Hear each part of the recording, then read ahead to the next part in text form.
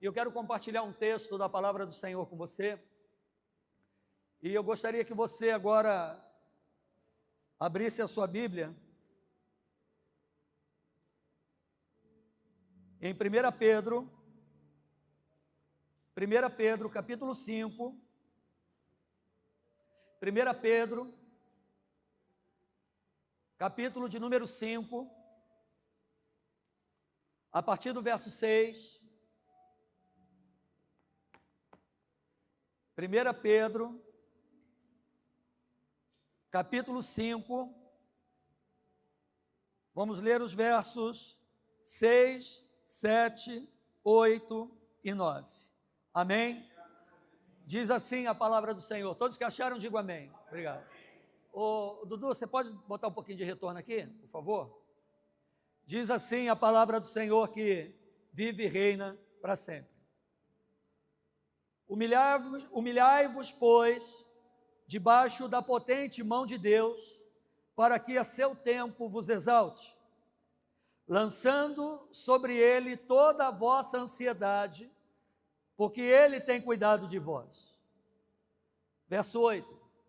Sede sóbrios e vigiai, porque o diabo, vosso adversário, anda em derredor, rugindo como um leão, buscando a quem possa tragar, ao qual vocês devem resistir firmes na fé, sabendo que as mesmas aflições se cumprem entre os vossos irmãos espalhados por toda a terra. Amém? Eu vou ler o verso 8 novamente, se você puder, por favor, repita comigo. Sede sóbrios e vigiai, porque o diabo, vosso adversário, anda em derredor, rugindo como um leão, buscando a quem possa tragar. Quem crê que essa é a palavra de Deus? Quantos creem que essa palavra tem poder para mudar destinos hoje? Se você crê, dê a melhor salva de palmas que você puder para o Senhor. Aleluia. Glória a Deus. Senhor nosso Deus, Deus dos nossos pais, Deus de Abraão, Deus de Isaque, Deus de Jacó. Graças te damos, Senhor, nessa noite, porque o que seria de nós se não fosse a tua bondade, a sua misericórdia, ó Deus. Senhor, estamos vivendo os últimos dias da igreja sobre a terra. Em breve, Senhor, todo olho verá, todo joelho se dobrará e toda língua confessará que tu és o Senhor. E bem-aventurado, Senhor, é aquele e aquela que quando o Senhor vier, os encontrar servindo fielmente, Senhor. Aqueles que têm guardado a sua coroa, para que ninguém a tome, para que ninguém a leve. Senhor, estamos diante da palavra do Senhor, que é fiel e verdadeira. A palavra do Senhor que não voltará vazia, antes cumprirá o propósito, para o qual está sendo enviada agora. Que nesse momento todos os inimigos da sua palavra, todos os espiões, farejadores do inferno, enviados para distorcer o entendimento, roubar a compreensão ou trazer inquietações, nesse momento sejam denunciados, paralisados e sejam mandados para onde o Senhor determinar, porque somente o Espírito do Senhor é quem tem liberdade aqui. A ti seja toda a honra, toda a glória e todo o louvor hoje e eternamente. E a tua igreja diz amém e amém. Glória a Deus. Sente-se um pouco, por favor. Quero compartilhar com você esse texto, nesses 4 versículos que nós lemos de 1 Pedro, capítulo 5, onde o apóstolo Pedro, ele dá as instruções finais desse capítulo, e ele orienta a igreja, orienta os irmãos, e orienta a todos nós, porque veja que a perspectiva do povo de Deus naquela época já era acerca da volta de Cristo e das dificuldades, irmãos, que iriam, cirandar a igreja de Jesus, se aproximando à volta do nosso Senhor, Mas pastor, isso aí aconteceu há 2000 anos atrás. Continuamos esperando, não sabemos por quanto tempo. Mas esse é o argumento daquela pessoa que acha que Deus está preso ao nosso tempo. Esse tempo aqui, relógio, Cronos, 8:11, 8:12 da noite. Não, o tempo de Deus é o Kairos, é a plenitude, é o cumprimento exato de todas as coisas que vão determinar, sabe, e ali classificar o dia e a hora da sua vinda. O fato é que o relógio de Deus não se atrasa, também não se adianta. A agenda de Deus se cumpre e não vai ficar absolutamente nada da parte de Deus, aquilo que já nos foi dito e revelado, sem que seja cumprido. E uma das coisas às quais nós precisamos estar atentos é com relação a essa orientação que Pedro dá à igreja e dá a todos nós, sabe, nesta carta em que ele escreve. No verso 8, que é talvez o versículo mais conhecido desse capítulo 5, Pedro vai falar, olha, sejam sóbrios e vigiem. Sóbrio é o antagonismo, ou seja, é o contrário do nécio. O que é um nécio? Uma pessoa que anda sem equilíbrio. Está falando de um bêbado. Está falando de alguém que entorpeceu a mente e esse entorpecimento da mente lhe roubou o equilíbrio da caminhada.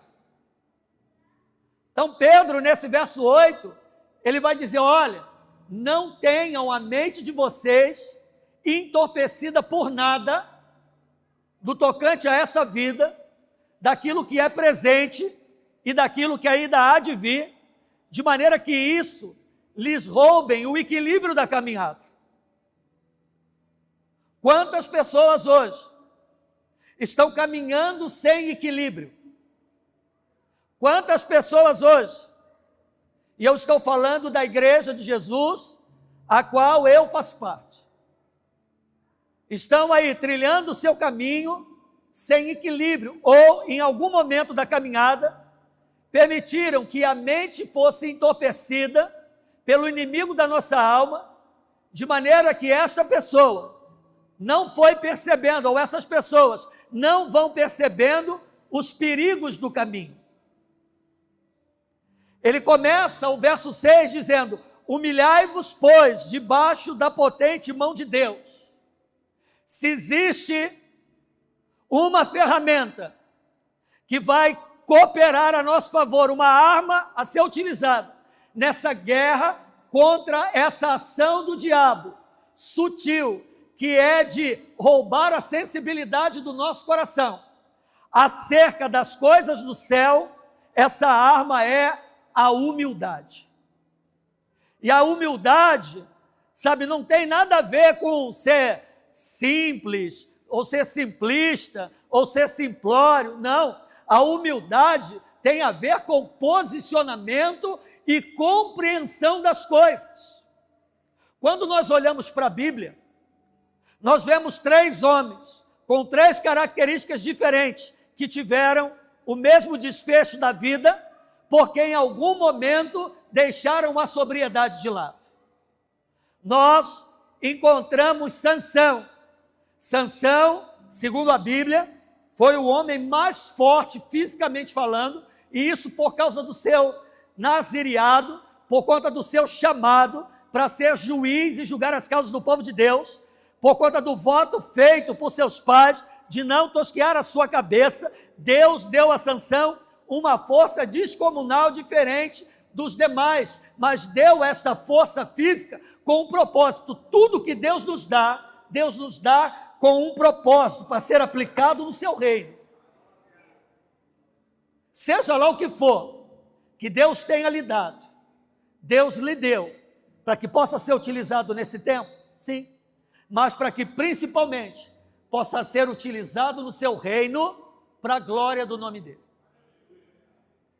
Só que o problema de Sansão começa quando ele deixa de dar ouvidos para quem ele deveria dar. Quando Deus aconselha aos seus pais de que aquele menino não deveria fazer aliança com mulher alguma fora do seu arraial, fora do seu povo, Deus sabia o que estava dizendo.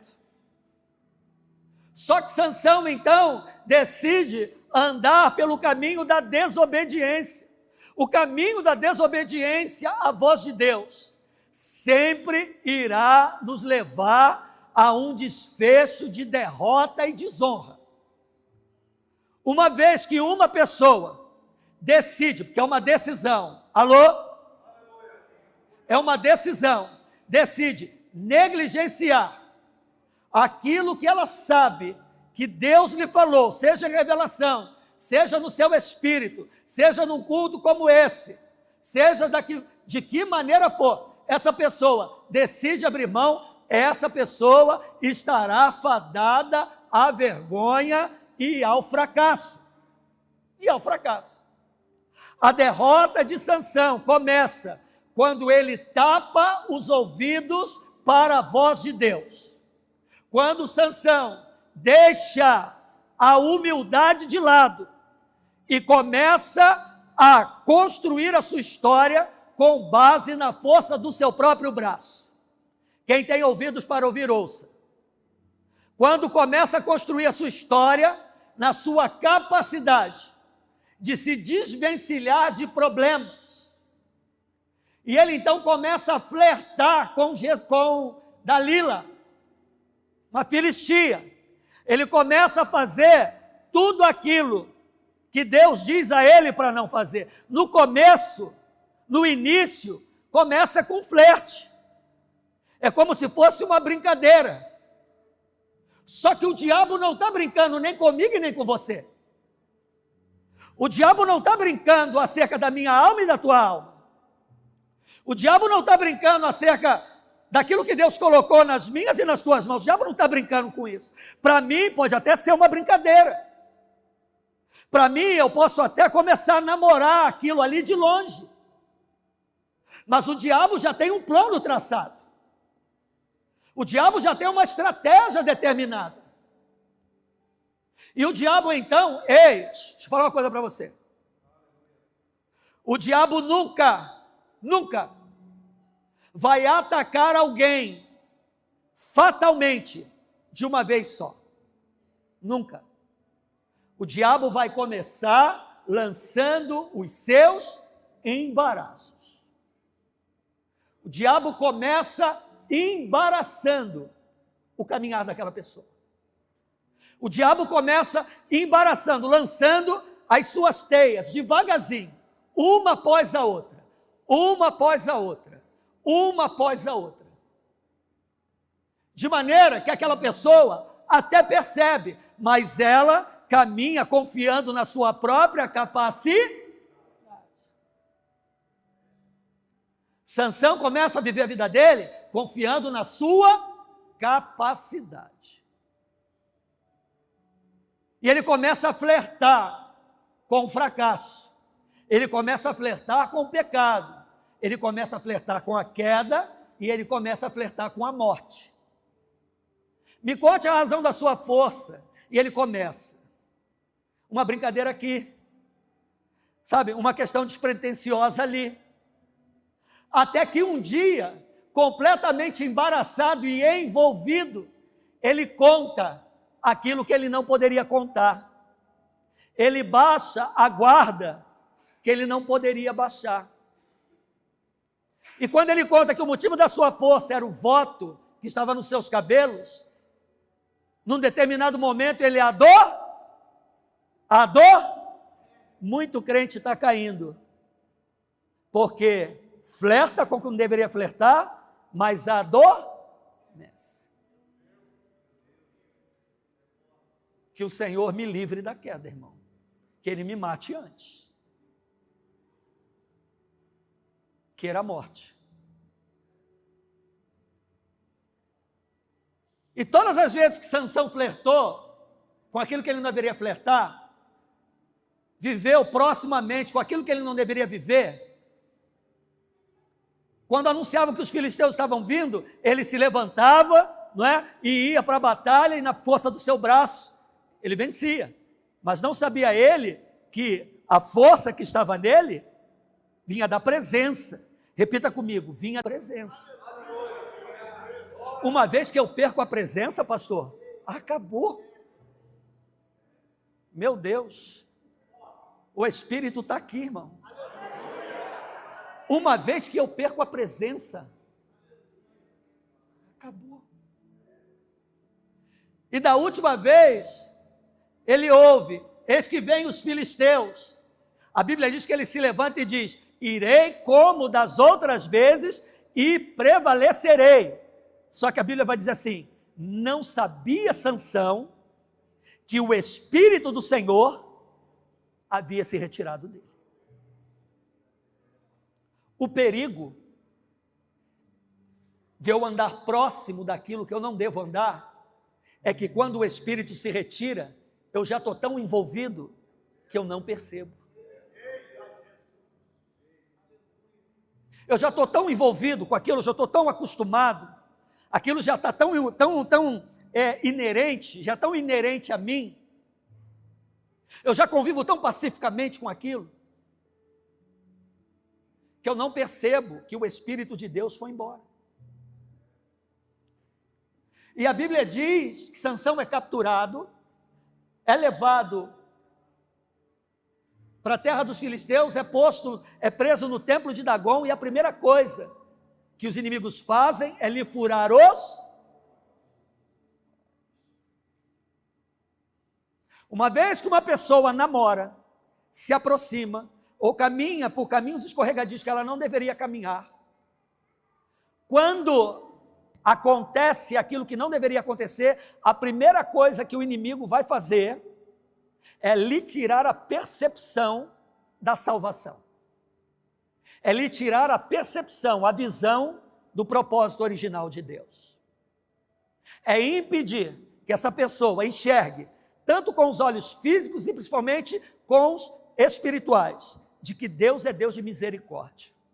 E um abismo vai chamando outro abismo. O que eu aprendo com isso? Sansão era forte, mas caiu, irmão.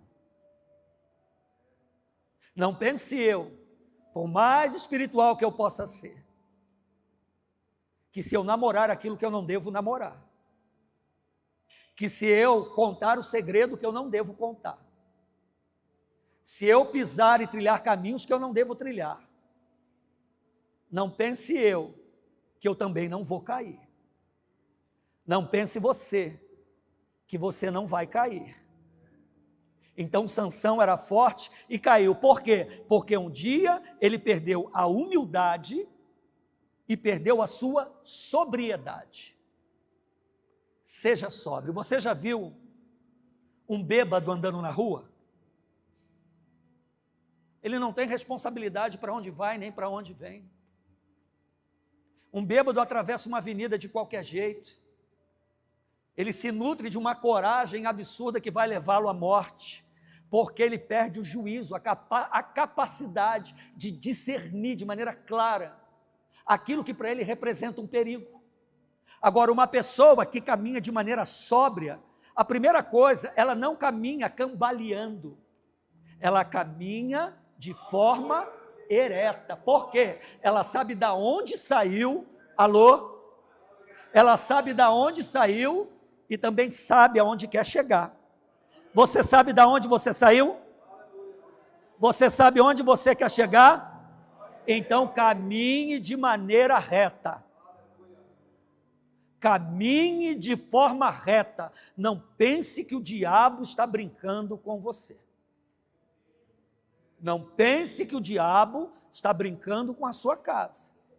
Não pense que o diabo respeita grito, respeita ministério, respeita liturgia, respeita argumentação, como eu vejo na boca de muita gente, é muito argumento, muita argumentação e poucação. A única coisa que o diabo teme é a presença.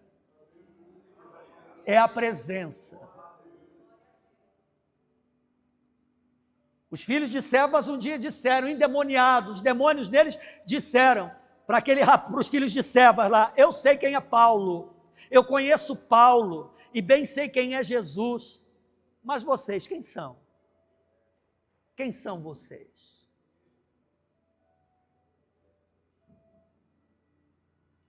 Então Sansão era forte e caiu porque lhe faltou humildade.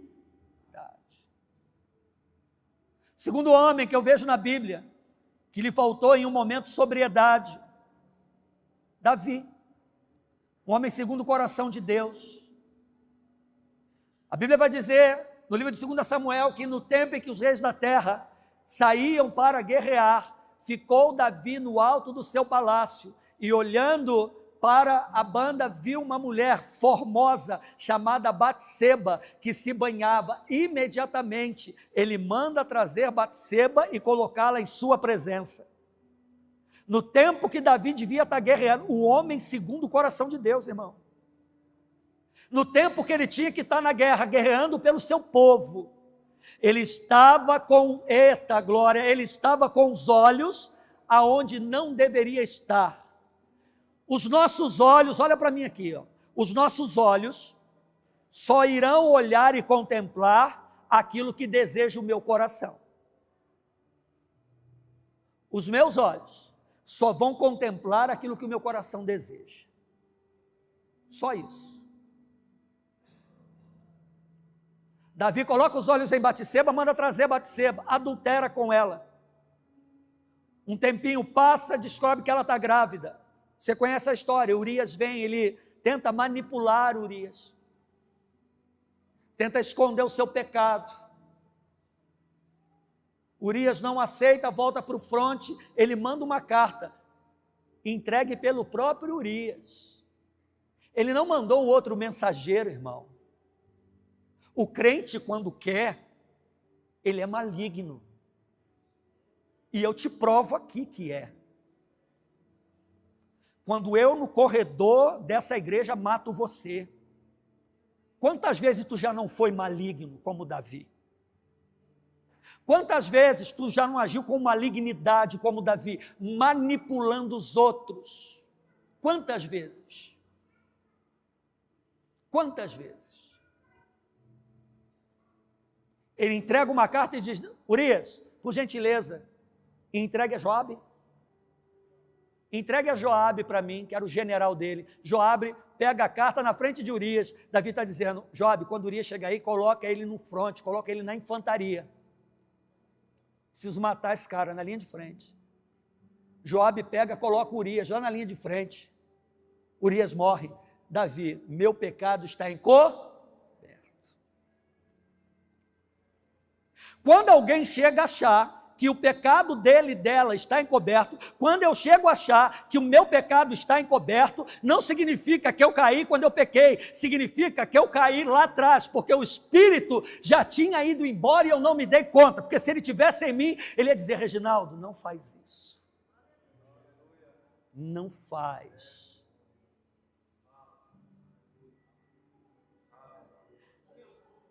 Então a queda não se dá com o ato em si. Como um divórcio, ele não acontece do dia para a noite, irmão, é algo que vai sendo construído. É algo que vai sendo construído. Ninguém fica bêbado com um golinho, seja lá do que for. É algo que vai sendo construído em algumas horas de bebedeira. À medida que eu vou me servindo disso, que o diabo vai me apresentando. À medida que eu vou comprando as ideias que ele coloca diante de mim. À medida que eu vou optando a viver um evangelho sem cruz, irmão. Um evangelho gourmet, que tem que ser do meu jeito, não do jeito dele.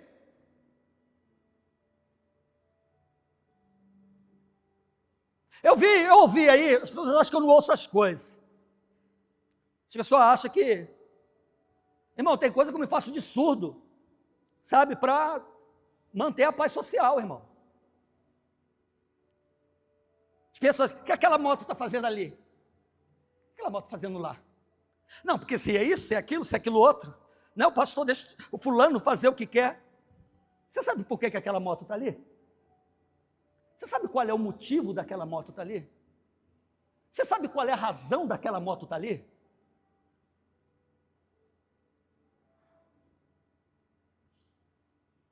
Ah, Satanás, vai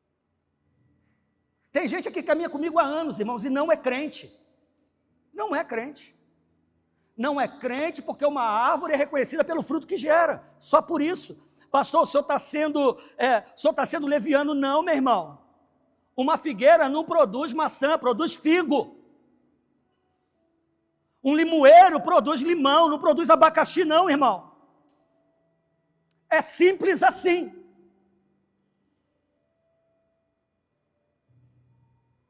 Palavras o vento leva, mas ninguém questiona atitude, ninguém questiona posicionamento. Palavra é meramente argumentativo, qualquer pessoa, até papagaio fala, mas ninguém contradiz posicionamento. Fruto gerado, meu irmão, é evidência. É evidência. Pode falar o que for, tem uma turma que caminha comigo aqui há anos, se convenceu que está aqui é bom, se convenceu que o céu é bom, mas não gera fruto de arrependimento. O Senhor dará a cada um segundo as suas ações, irmão. Porque Deus não se deixa escarnecer. Que o Senhor, o Eterno, me dê segundo as minhas ações, mas que dê a você também segundo as suas. Que Ele requeira de mim os frutos de arrependimento, mas que Ele requeira de você também. Então Davi era santo e caiu. Por quê, pastor? Porque onde ele deveria estar, ele não estava. O que ele deveria estar fazendo, ele não estava fazendo.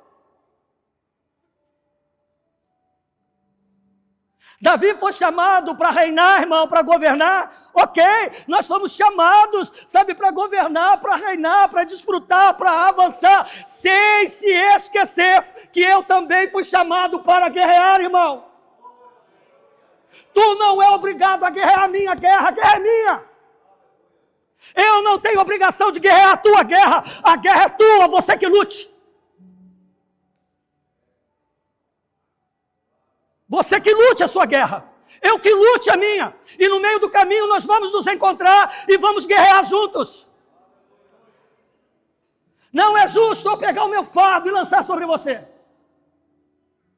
Também não é justo você pegar o teu fardo e colocar nos ombros dessa pessoa. Mas pastor, em Gálatas 6, diz que nós devemos carregar os fardos uns dos outros. Não, é suportar um ao outro em amor. Só que lá no final do texto vai dizer assim: cada um carregue o seu próprio fardo. Tem gente carregando o peso de outro que Deus não pediu para carregar.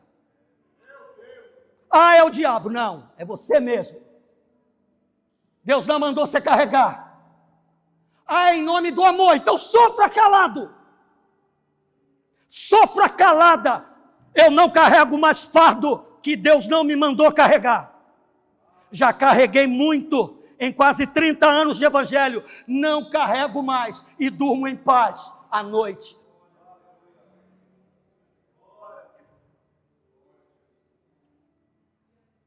Davi era santo e caiu.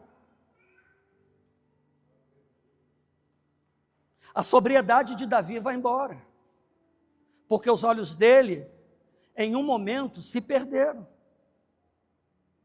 No dia que eu tiro os meus olhos de Jesus, acabou, irmão. Eu sei quem eu sou sem Cristo. Eu sei quem eu sou sem Jesus. Eu não posso tirar os olhos de Jesus, irmão. Eu não posso caminhar, pastor, naqueles terrenos escorregadios, dos quais um dia Jesus me tirou de lá. Eu não posso sentar em cima da santidade. Não posso. É por isso que eu prefiro a morte, irmão. E eu falo isso sem demagogia, eu prefiro a morte. A morte do que um dia você passar na rua e me ver e falar, um dia era pastor. Eu prefiro a morte, tão certo como o Senhor vai voltar um dia, do que um dia pisar naquilo que Cristo fez por mim na cruz. Ai, mas eu estou tão cansado. Oh, meu irmão, o meu pai trabalha até hoje. O meu Pai trabalha até hoje. O meu Cristo trabalha até hoje. Quando Jesus chama Paulo, ele diz para o seu servo, vai lá naquela rua chamada direita, na casa de um homem chamado Cornélio. Cornélio? Ananias. Manda Cornélio ir lá. Do homem chamado Ananias, numa rua chamada direita. Lá tem um homem, Saulo. Ele está lá de joelho orando. Você vai impor as mãos sobre ele, eu vou tirar as escamas dos olhos dele e vou ensinar para ele o quanto importa padecer pelo meu nome. O evangelho hoje é doce, irmão. É doce. Qual é o preço para mim e para você? Que foi que eu tive que deixar? Deixar sonho em outro estado? Deixar casa, deixar projeto. O que é isso comparado? O que foi exigido de você? Que preço é pago? Que preço, irmão? Gente que pega uma coisa para fazer hoje, amanhã larga. Que preço? Que evangelho é esse? Que evangelho sem cruz é esse, irmão? Que eu paro de fazer o que eu fui chamado para fazer porque você me aborreceu.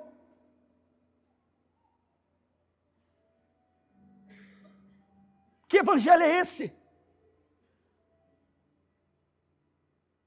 Humilhai-vos, pois, debaixo da potente mão de Deus. Falta humildade, irmão. Falta humildade para as pessoas.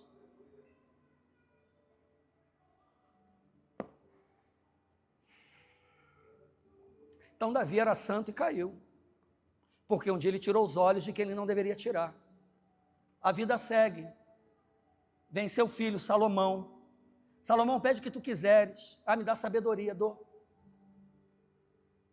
A Bíblia diz que o Senhor diz para ele, Salomão, antes de ti não houve, depois de ti não haverá homem sábio como tu. Meu espírito vai estar sobre tu. Salomão vai bem. No finalzinho da vida, ele faz o que Deus falou para não fazer. E Salomão cai no final da vida. Porque às vezes não é como eu começo que importa, é como eu termino a minha caminhada. Não é como eu comecei, mas é como eu vou terminar. Salomão começa bem, constrói o templo, homem sábio, Deus enriquece Salomão, um ministério tremendo, um reinado tremendo. No final da vida, Salomão cai. Falta sobriedade em Salomão. Então, Sansão era forte e caiu, Davi era santo e caiu, Sansão era sábio e caiu. Por que eu acho, pastor, que eu não vou cair? Por que você acha que você não vai cair em algum momento? Se não se agarrar à misericórdia de Deus e não caminhar com humildade, humilhai-vos, pois, debaixo da potente mão de Deus, para que e saindo do propósito, porque não souberam esperar o seu tempo.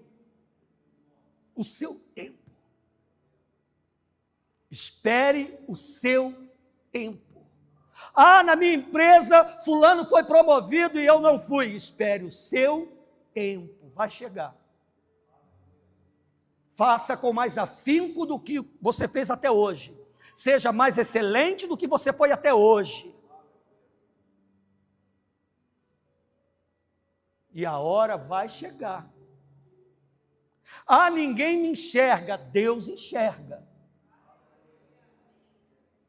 Para que a seu tempo Ele vos exalte, porque muitas pessoas têm tropeçado, porque têm deixado a ansiedade do seu coração ditar o seu próprio caminho. Tem alguém ansioso aqui, ansiosa? Meu irmão, Jesus cura. Para com isso. Você que é ansioso ou é ansiosa, qual é o poder que você tem de tornar um fio de cabelo da sua cabeça branco ou preto? Levanta a mão para mim aí, quem tem. Levanta aí, os ansiosos aqui. Quem tem poder aqui para tornar um fio de cabelo branco ou preto? Quem tem aqui poder para acrescentar 1 centímetro à altura? Fala aí para mim, toma vergonha na cara, porque o Espírito de Deus, ele é um espírito de paz e descanso. Pastor, o senhor não sabe os meus traumas, tu também não sabe os meus, irmão. Tu não sabe o que eu passei, não me interessa, você também não sabe os meus. Ah, o senhor não sabe o que eu passei, eu garanto que não foi o que eu passei. Você não viu o que eu vi, você não viveu o que eu vivi. Só que a minha Bíblia diz, em Isaías capítulo 9, que além de tudo ele é o príncipe da paz. Deixo-vos a paz, a minha paz vos dou, não vos la dou como o mundo a dá. Portanto, sabe, não se turbe o vosso coração e nem se atemorize.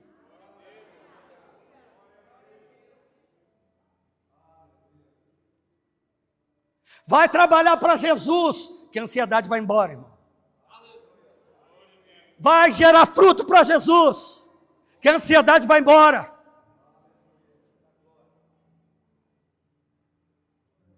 Ai, eu não tive tanta coisa na minha infância aí, ninguém está nem aí para o que tu teve ou não teve. Jesus está aí para o que você pode gerar hoje. Então para com esse negócio. Ai, a minha infância, a pessoa não está nem aí, meu irmão. Ninguém quer saber da sua infância. Eu não quero saber da sua infância. Jesus não quer saber da sua infância. O que interessa para Jesus é se eu e você nascemos de novo. É isso que interessa. Então, se eu continuo arrastando todas as tranqueiras do meu passado, eu tenho que parar e refletir para saber se eu nasci de novo. Porque quem nasce de novo não tem as tranqueiras do passado, não, irmão.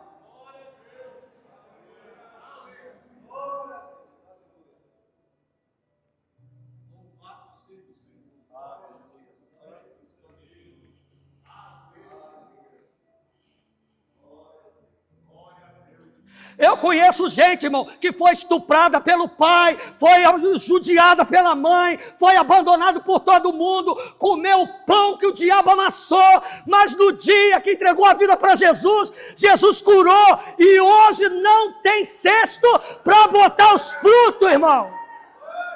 Ah, pomba! Um monte de crente doente dentro de igreja, irmão.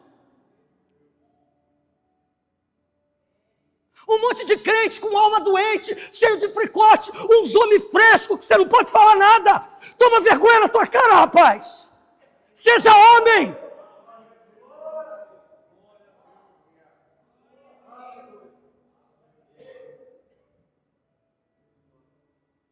Por isso tem um monte de menina aí sem casar. Vai casar com a tralha dessa. Fica solteira, irmã. Aí um cara bom pega umas mulheres dessa que não se posiciona, o pobre vai sofrer. Tenho dó desses homens, que casa com a mulher dessa problemática, que não deixa Jesus tratar. Misericórdia, irmão. A Bíblia diz que o cara que casa com a mulher dessa é como estar debaixo de um teto com a goteira que não para, irmão. Tem. No mundo antigo era tortura isso.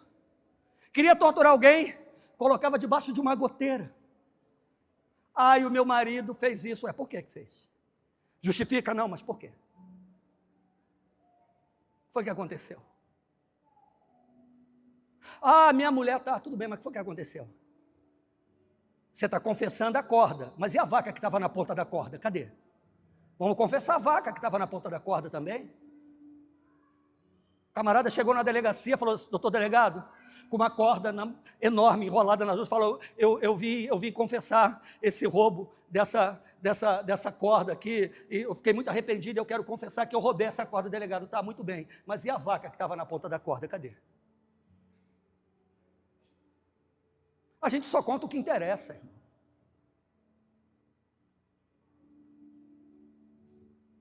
Eu estou nisso há muito tempo para conversar com uma pessoa, para saber que ela conta só o que é conveniente para ela. Porque a falta de transparência da pessoa, ela é refletida nos primeiros 10 minutos de conversa que você tem com ela. Fica evidente que ela não é transparente. E que ela não vai ser a partir dali.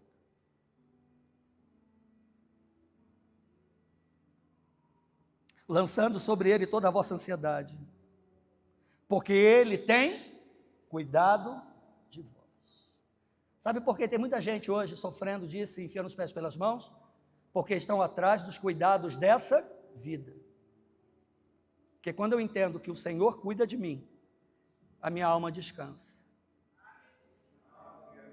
Passa-se o processo? Passa-se o processo às vezes é doloroso, mas a alma descansa.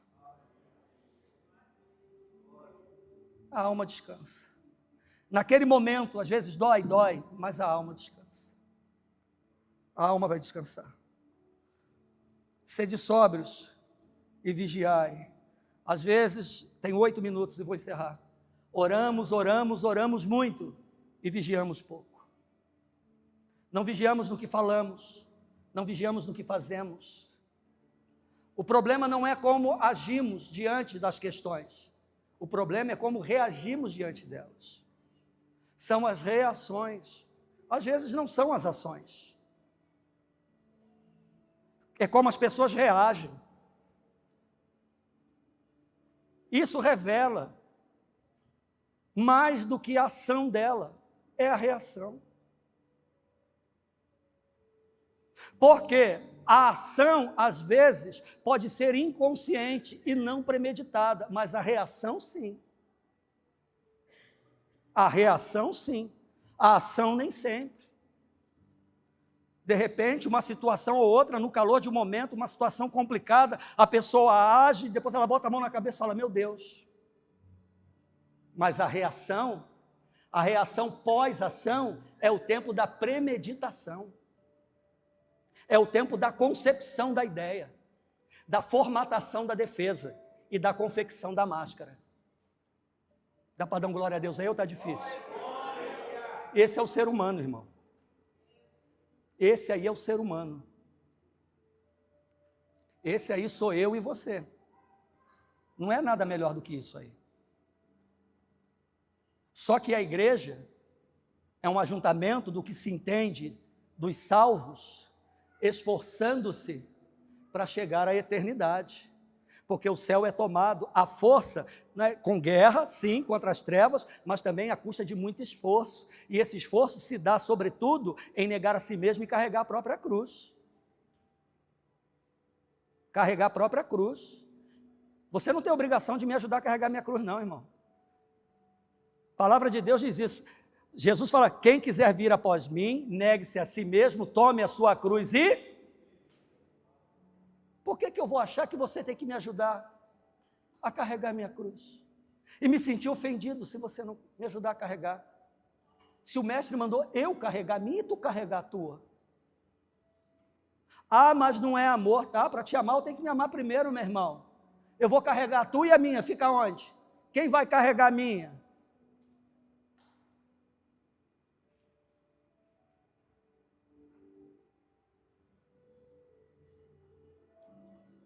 Quantos de nós já paramos para perguntar para o colega, e aí, cara, como é que está a cruz? Está pesada? Você precisa de ajuda? Você quer que eu te ajude a carregar? Quase ninguém, irmão, mas todo mundo quer alguém, quer um Simão Cirineu para ajudar a carregar a própria cruz.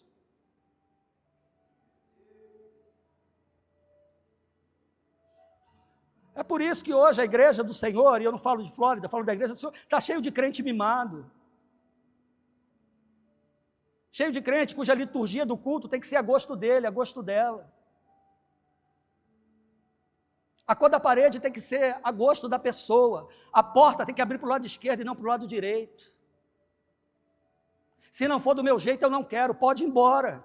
O culto não é para mim, o culto é para ele. A casa não é minha, a casa é dele. Também não é tua.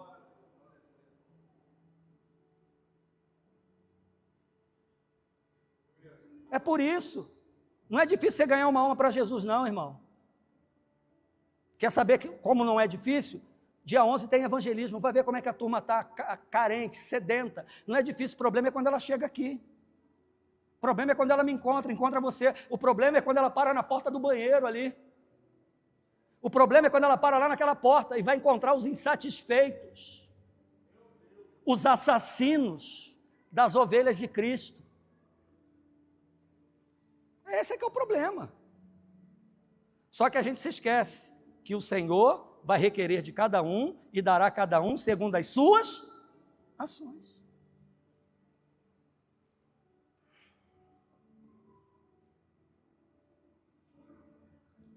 O qual vocês devem resistir, e eu encerro, tenho 3 minutos. O qual vocês devem, é um dever, resistir firmes na fé. É um dever do crente, ou pelo menos do crente que tem em si o Espírito de Deus. É um dever resistir, sabendo que eu não sou o único passando por essas aflições. Sabendo que muitos dos meus irmãos estão passando pelas mesmas aflições. Que as aflições não são exclusividade minha. Essa coisa de, queridinho de Jesus. Não, Jesus não tem queridinho não, irmão. Não vai nesse evangelho. Eu não sou ovelhinha de Jesus, não sou ovelhinha de Jesus, sou servo. Tu não é ovelhinha de Jesus não, irmão. Tu não é queridinho de Jesus, não. Mas a Bíblia diz filhinhos. Não, o homem de Deus lá está se referindo ao povo dele lá. Jesus não falou isso não. Ele tem servo. Servo. Tem servo de Deus aqui? Tu me amas, Pedro? Então apacenta as minhas ovelhas. Quantos aqui amam a Jesus? Fica difícil a gente dizer que ama, né? Fica difícil, por quê? Porque a declaração, ela deve vir acompanhada de uma ação. Tu me amas, Pedro? Amo, Senhor. Então apacenta as minhas ovelhas. Como é que Jesus pede um pescador para apacentar a ovelha? Que a capacidade quem dá é Ele. O amor quem dá é Ele. A direção quem dá é Ele. O ensino quem dá é Ele, a habilidade quem dá é Ele. Como é que um pescador vai apacentar a ovelha? Pastor, eu não sei, a capacidade vem dele, a unção vem dele, a direção vem dele. Pastor, eu não sei falar, Moisés também não sabia, foi libertador de um povo. Eu não sei fazer, não se preocupe não, que ele ensina a fazer, irmão. Eu não tenho tempo, olha, cuidado com isso, hein? Eu não tenho tempo, cuidado com esse argumento do não ter tempo, porque ele é especialista em arrumar tempo para mim e para você. E qual é o tempo, pastor? Deserto, prova, vento. Está me ameaçando, pastor? Não, é a Bíblia que fala, então ela está ameaçando todos nós aqui. É vento, é prova, é escassez. Porque a minha Bíblia diz que aquele que coloca a mão no arado não olha para trás, irmão.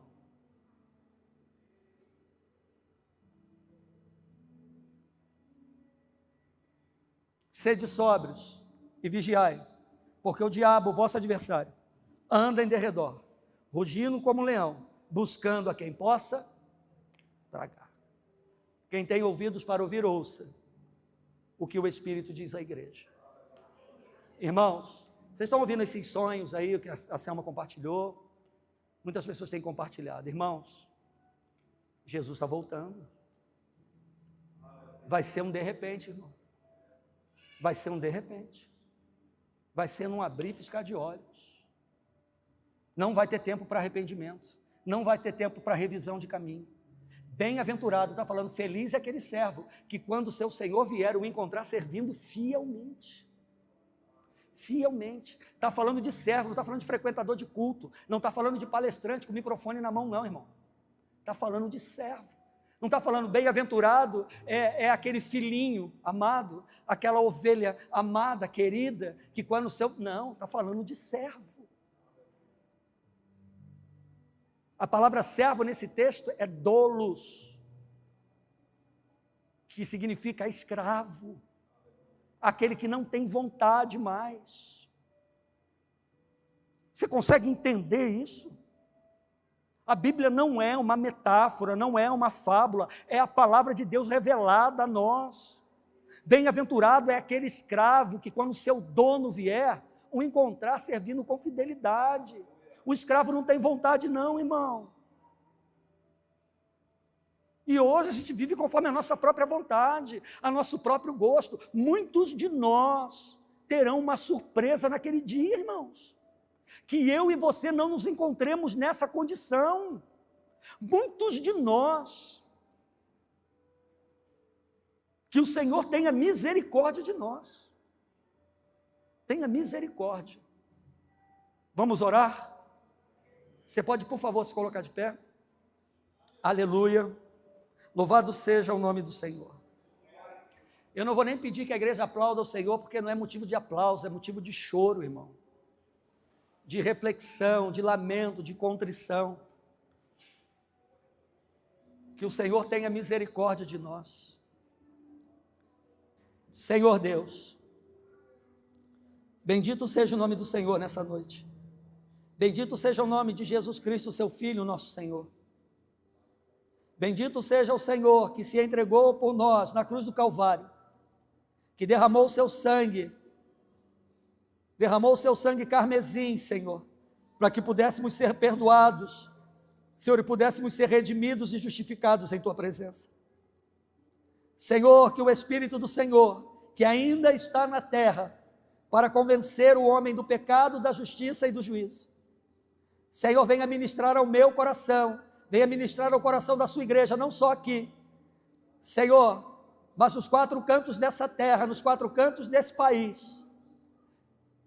Senhor, e aqueles que ouvirem a batida, a porta do coração, Senhor, possam decidir abrir. Senhor, deixar os caminhos tortuosos, escorregadios. Senhor, permitir que as veredas sejam endireitadas, Senhor. Senhor, e caminhar, Senhor, com integridade e retidão perante o Senhor. Tenha misericórdia da Tua igreja. Tenha misericórdia do Teu povo. Não retire de nós o Teu Espírito, Senhor. Continua bradando ao nosso coração, nos ensinando, nos corrigindo, Senhor, nos admoestando, nos confrontando, em nome de Jesus. Para que naquele grande dia, Senhor, perante o Senhor, possamos dizer: valeu a pena permanecer, valeu a pena confiar, valeu a pena renunciar, valeu a pena frutificar, valeu a pena estabelecer raízes, valeu a pena manter a humildade, valeu a pena ser sóbrio, valeu a pena descansar no Senhor, lançando sobre Ele toda a nossa ansiedade, valeu a pena passar pela afronta, valeu a pena, aleluia, aleluia. Senhor, continua falando ao nosso coração, move as águas, Senhor, nesses dias, e traz sinais à Tua igreja, Senhor. Essa é a oração, Senhor, que faço, não em meu nome, mas no nome que está sobre todo nome, no nome de Jesus Cristo, seu Filho, que está vivo, reina, e reinará por toda a eternidade. E que o amor de Deus o Pai, e a graça salvadora de Jesus Cristo, seu Filho, e as mais eternas e doces consolações do Espírito Santo, e sejam com todo o povo de Deus espalhado sobre a face da terra, mas de uma forma poderosa e especial, com todos aqueles que vieram a esta casa nesta noite, por Jesus, amém e amém. Vai em paz, meu irmão, em nome de Jesus. Deus te abençoe, tenha uma semana preciosa na presença do Senhor. Dê um abraço no seu irmão, na sua irmã, vão todos em paz, em nome de Jesus.